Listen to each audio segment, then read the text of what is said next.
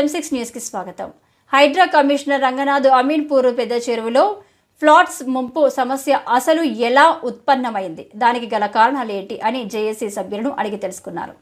అసలు చెరువుకి ఉండవలసిన అలుగులు ఎందుకు మూసివేశారు, తూములు శాశ్వతంగా ఎందుకు మూసివేశారు, చెరువులోకి మురుగునీరు నింపుతూ ఫ్లాట్స్ ని ఎందుకు ముంచి వేస్తున్నారు అని ఇరిగేషన్ ఏఈని ప్రశ్నించారు.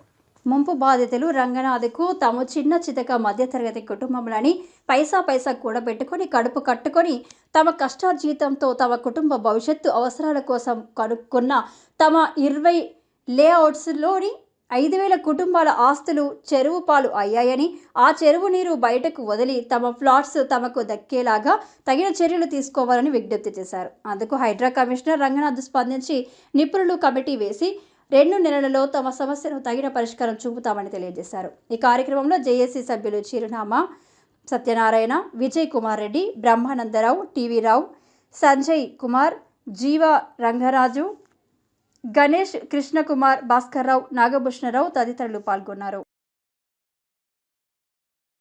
మేము నిన్న నాగారం వైపు యాక్ట్ చేసాము అండ్ కొన్ని చోట్ల ఇప్పుడు కుక్కట్పల్లి వైపు వస్తున్నాయి. ఇక్కడ కొంచెం ఓపెన్ స్పేస్ ఎక్కువ ఉంది. ఇక్కడ కాస్త ఎక్కువ ఇష్యూస్ ఇటు నుంచి వస్తున్నాయి.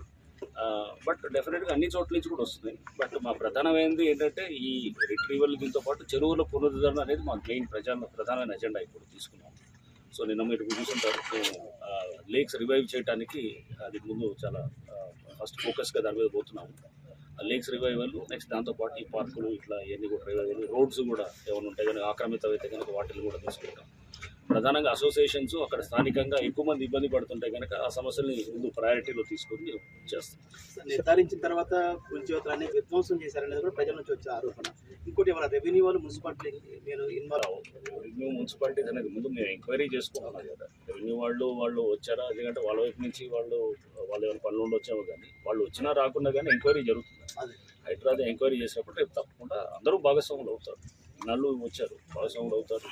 డెఫినెట్గా అందరం కలిసి సమిష్టిగా చేస్తాం. ఎందుకంటే ఇది పార్క్ అనేది ప్రభుత్వం, అది అంటే ఒక అందర్ ల్యాండ్, అట్లానే చెరువు అనేది అందరి సమస్య అది. సో ఇది ఇక్కడ ఏది కూడా వ్యక్తిగతంగా ఇది హైడ్రా సమస్య, లేకపోతే ఇరిగేషను, లేకపోతే రెవెన్యూ, టౌన్ ప్లానింగ్ అలా ఉండదు. అందరి సమస్య కాబట్టి గవర్నమెంట్ సమస్య. గవర్నమెంట్ పబ్లిక్ ఇంట్రెస్ట్ని ప్రొటెక్ట్ చేస్తుంది. పబ్లిక్ ఇంట్రెస్ట్ అంటే ప్రజలందరి ఇంట్రెస్ట్ని ప్రొటెక్ట్ చేసేటట్టు చేస్తాం. ఇట్లా నిర్దిష్టంగా ఉన్నాయి, తప్పకుండా వాళ్ళ మీద రేపు మాకు ఏదైతే ఎంక్వైరీస్లో ఎక్కడ వస్తే కనుక ప్రభుత్వానికి మేము ప్రజలు హర్షం వ్యక్తం చేస్తున్నారు, కానీ అధికారుల మీద చర్యలు తీసుకోవట్లేదు.